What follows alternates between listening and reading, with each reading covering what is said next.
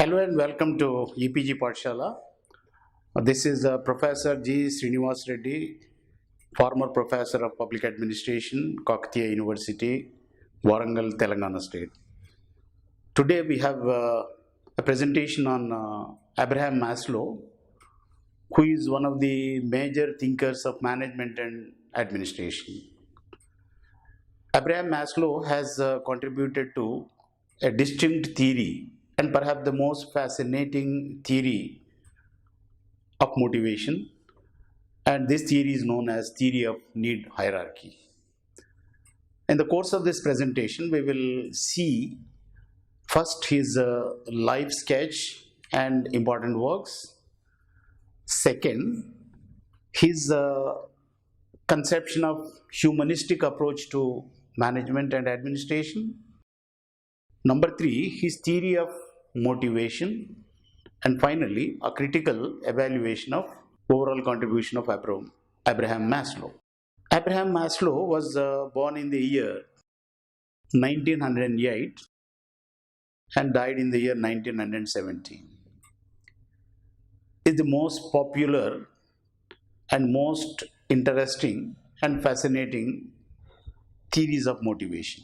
He was an American psychologist and is reckoned as the 10th most cited psychologist of 20th century. Most cited means his works are referred. He is 10th in that order. Now we come to his ideas on humanistic approach to management and administration. In public administration literature, there are two alternative formulations about human nature, about what is management, what is administration. One is known as mechanistic approach or mechanistic perception. The second is humanistic perception.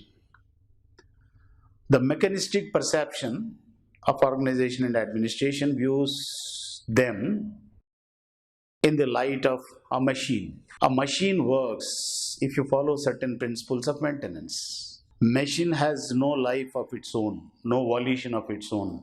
It will function if you operate the levers. If you switch on, it starts functioning. If you switch off, it stops functioning.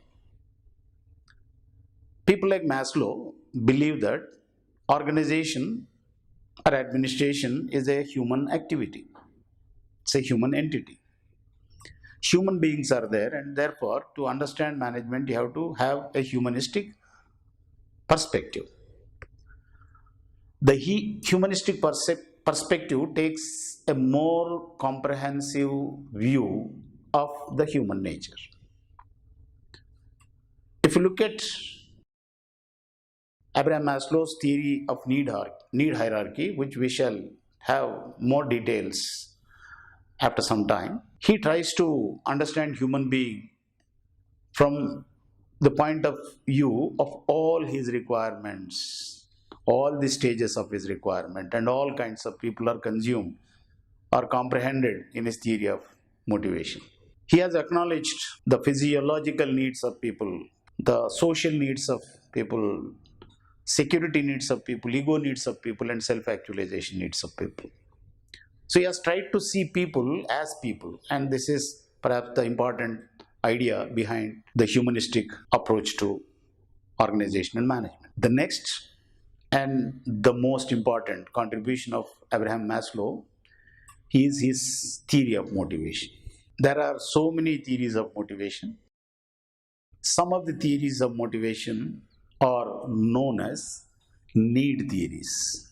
What these theories do is they raise the question, what is the source of motivation? And the answer by saying that motivation comes from need fulfillment. Now there is this need hierarchy theory of Abraham Maslow, 3-need theory of McClelland, 2-need theory of Herzberg. Various people have conceptualized needs variedly, differently. But everybody is saying that motivation is need fulfillment. Let us first understand what motivation is. Motivation is something that moves a person into action. Motivation comes from the Latin word mover. Motivation is some force that makes a passive person, a person who is sitting pretty, idling, to resort to some action. Because there are three components of motivation. Motivation is starting something, making a start. The second aspect of motivation is continuing in action till the goal is accomplished. The third important aspect of motivation is reaching the goal with a vigorous, high paced work, energetic application. Getting started, persisting or continuing in action state, and finally acting energetically till the goal is reached. This is the essence of motivation. As was mentioned earlier, people like Abraham Maslow see a great link, strong link between motivation and need fulfillment. It starts from the point that man is a needy animal. This is how some psychologists would define. Sociologists would say that man is a social animal. Political scientists would say that man is a political animal. Now, the psychologists would say man is a bundle of needs and wants. Motivation basically comes from fulfillment of needs. Now, from needs to goals, the formula for motivation is, now there is some deficiency. Deficiency is a need. For somebody who doesn't have a car is a need. Somebody who doesn't have money, money is a need. Somebody who doesn't have a house, a shelter of his own, house is a need. So, need is something which is deficient with the person. You can understand needs of the people by looking at their deficiencies. Now, when there are needs or deficiencies, a drive is generated in human personality. If it is an intelligent human being, of course, a dull-headed fellow may realize that he has a need, but he may stop at that. He won't do perhaps anything, but most of the people try to resort to some drives. Drive is spending some energy doing something to achieve what is missing with oneself. Maybe literally, you need something in some place, you are driving there, driving in a motor car, riding on a bike, driving a motor car, or riding a bicycle. You ride or drive till you reach the destination. Destination is the goal. So once goal is achieved, your need is fulfilled. And then the interesting aspect of human nature is that one need is fulfilled, you don't stop at that. You realize there is another need. Again, need is deficiency, drive is made, and you reach the goal. This is a kind of cyclical thing that goes on. So this is the anatomy of motivation. Motivation comprises of needs leading to drives, leading to goals. Now, coming back to Abraham Maslow, Abraham Maslow says that human needs are multiple, but among these needs, there is a particular relation. He's trying to help us by giving a formula to understand the varied human needs. It's very difficult to fathom the full range of needs. Sit quietly and start making a list, perhaps you will make a long list of needs. How to make sense of this? How to understand them? What is the relation between them? He has worked out a relationship and he has advanced a concept known as prepotency of needs.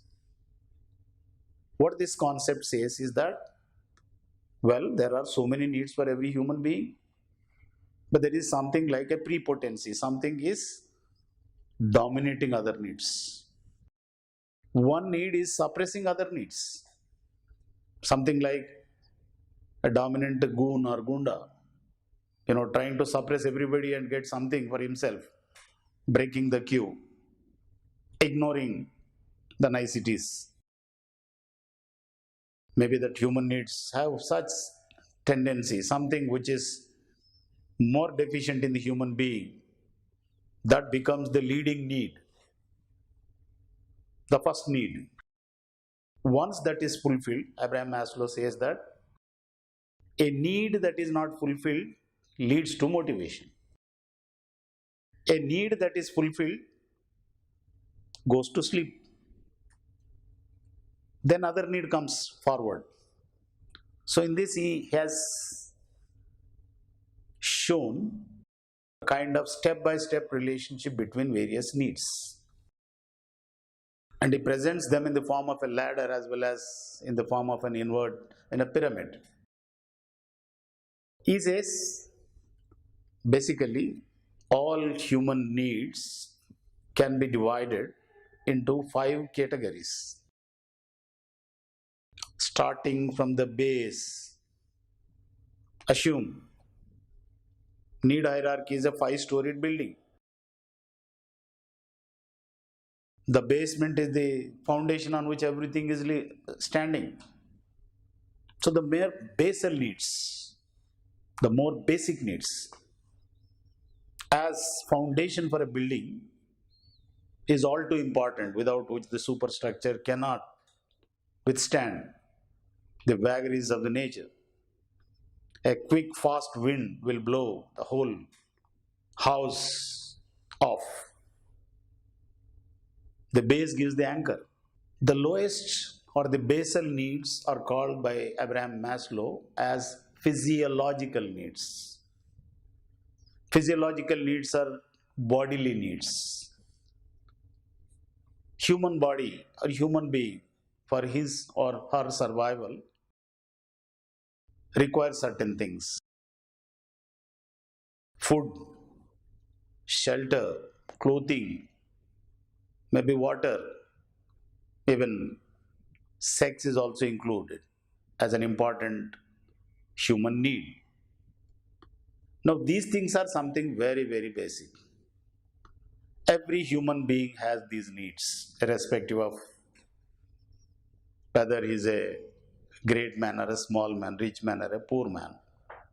These needs are there for everybody. Now these needs cry attention. We may ignore many things in life. We need a car, we need maybe fancy gadgets, so many things, but we may just not bother about them every day. But every day for sure we bother about our food. We bother to have some water to drink. We want to rest. So these are things that are very, very important for everybody. Every human being has these needs. But among some human beings, these needs are squarely met, are more than met. And those people, once these needs are met, following from what Maslow says, a fulfilled need will not lead to motivation. So in a human being, the next level of needs come to surface. They occupy dominant position, and the second level of needs, according to him, are security needs. You need to have a shelter. People, the beggars and poor people, homeless, shelterless, they're all the time trying to get some food and drink and some of these things, and they can't afford to have a shelter. But suppose they become something better, they have some money, something to spare, they would definitely go for a house to give them security. Security from elements of nature, or security from fellow human beings. They may have some valued possessions which may be robbed by others. So you need to have security, and the comfort and security of a house you sleep off. No problem, no reptile, no snake will ever bite you and all that. You take enough care, and that's important. Second level of needs or security needs. Thus, once the security needs are fulfilled, once this is done, the next level of needs, third level of needs, are known as belongingness needs. Man becomes more human. To live in a social setting is the human need. Sociologists have said man is a social animal. To live a true human life, you need the company of others. If you don't have company, maybe this example, a poor man begging, doing all kinds of odd jobs, doesn't think about security. Once he has some level, goes for security. Then it's time for him to get married. He wants to have a woman as his wife, or a woman man for her life. Okay, this is belongingness, a family, relations, parents, meeting friends. So these are all needs.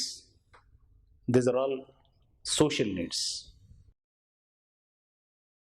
Need for belonging. This is a human craving. Somebody should own you up. Somebody should say he is my good friend. Somebody should say that he is my son. In so many movies and real life you see destitutes and orphans craving for belongingness. Sometimes they feel, even rich people, they feel empty in their life, emptiness in their life, because there is nobody to own them. So this is also a human need. Once this need is fulfilled, the fourth level of needs come, and these needs are known as ego needs. EGO, ego. At this point of time, a human being gets a feeling that he is somebody very important. A fellow who doesn't have food or shelter may not feel important. He has food, shelter, he has security, he has friends and loved ones to own him up. Now at this point of time, you get a sense of self-importance. We say pride, arrogance. These are some extreme dimensions of the ego needs. But they are there with some people. All others develop a sense of self-importance. Now some people stop at this level. I think in the whole hierarchy, first level, some people are at first level needs because they are not fully met. Some people are at second level needs. So out of all, most of them are there at the first level needs. What is the percentage of people in first level needs depends on country's material advancement. A country which is very rich, universal employment, all kinds of help from government, I think these things are solved. So there are many people who cross at this first level. In a poor country, most of the people are there. Like in a country or society, in an organization also, some people are at that level. So the best way to motivate them is to fulfill their physiological needs. For some people, these physiological needs having been fulfilled, they don't get motivated. So therefore, you have to throw the baits of security. You have to offer them some security need fulfillment. Even that doesn't work. I think the number keeps on coming, getting reduced. Just to give a small hypothetical example, 75% are at the first level. Some 15% are at the second level. 5% are at the third level. And as you go up, the number goes down. The fourth level is ego needs. And when ego needs are also fulfilled, now all these things, all four things stop motivating the person. The money or security, the physiological needs, security needs, belongingness needs and ego needs, they don't any longer satisfy you. What one wants is self-actualization. So in the pyramid, at the top there is less room. So also among people there are very few people who are of this type. Most of the people are at physiological need fulfillment level. Some are at security need level. Some are at social or belongingness need fulfillment level. Some are at ego fulfillment level. Very, very few, maybe handful of people go to the top level, and that is self-actualization. Self-actualization is a kind of need felt by very, very, very few people, and those people think that they have to give full expression to their personality. They think that I am born with, sometimes we say, Karana Janma. No, you are born for a cause, you have to achieve something stupendous. The whole world should sing praise of you. Oh, here is a man who has done so much. So that kind of need becomes uppermost. And then you become very creative. Money and some of these things, hikes in salary, some of these things don't tempt you. What tempts you is that an inner satisfaction.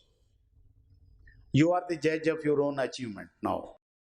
So this is the last stage of the need hierarchy. Well, this is the whole scheme of the need hierarchy. Therefore, what is the message given by Abraham Maslow is that don't try to motivate everybody with the same technique. Since people are different, since people have diverse needs, pay attention to study their needs and develop your motivational strategies. So the idea or the prescription for managers is that managers should not have a stereotyped view or one common approach to motivate everybody. Deeply understand, keenly understand, be watchful about the employees and their need structures, needs, study them, and tailor your strategies to fulfill those needs. Now we come to a critical appraisal of Abraham Maslow, his overall contributions. Now one major contribution which has already been discussed is he tried to humanize the administrative organization and the approaches to motivation. He has tried to understand the complex nature of human being. There are in public administration thinkers who have taken an economic view of man. There are some thinkers who have taken a social view of man. Abraham Maslow is combining both. He said social view and economic view are not two alternative perceptions of human nature, but all human beings will have both economic dimension and social dimension. He integrated them so beautifully. The starting point is economic and the ending point is social. So he says there is no dichotomy of human nature. One human being, the same human being who is materialistic, basically looking for economic incentives or economic gratification over a period of time when all things are secure, he will think of social gratification.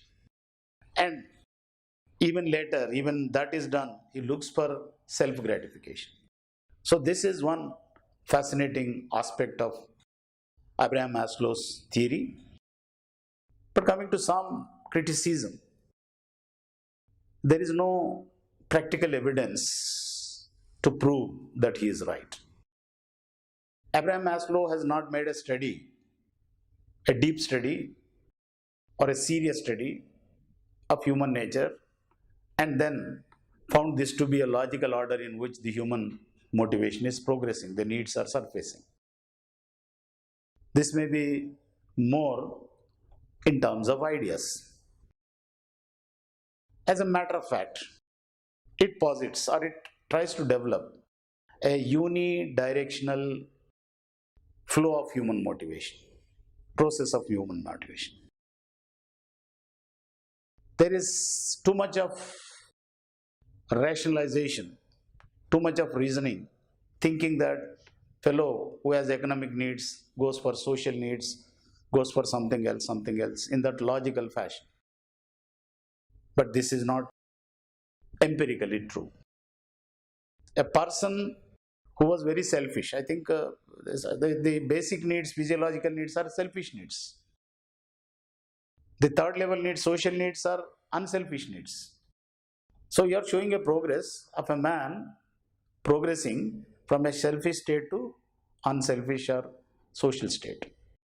But there are people who change from being very helpful, very sociable, and working for everybody, they slowly become selfish. I think our freedom struggle and what has happened to some of the freedom fighters, some of them remained very clean, honest, and exemplary throughout their life. But there are cases, some of them would have become different. A person who was a hero in his younger days becomes a zero subsequently. So, this is the alternative perception of human nature. This is not included in Maslow's unidirectional change of human nature. Now, one more thing, his concept of prepotency of needs says that among 5 different needs, at any point of time, only one need is strong. This again is not really empirical. It doesn't stand to practical reasoning, perhaps.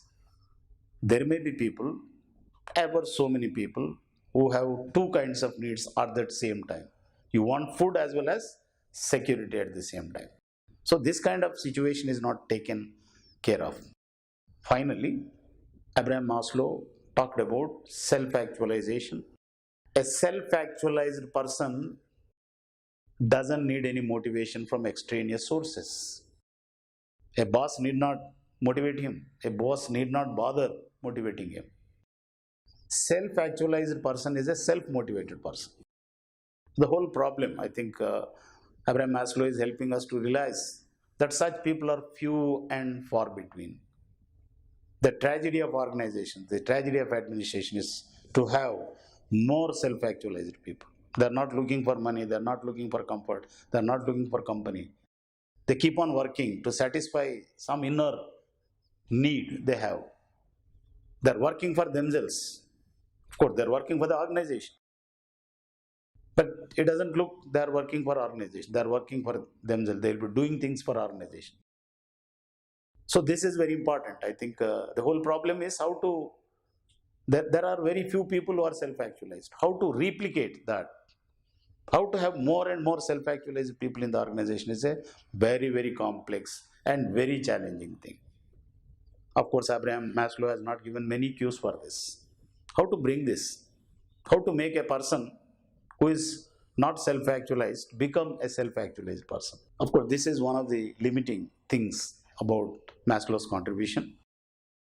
But coming to an overall assessment, Abraham Maslow, his writings are very fascinating, make a very fascinating reading. You will get excitement.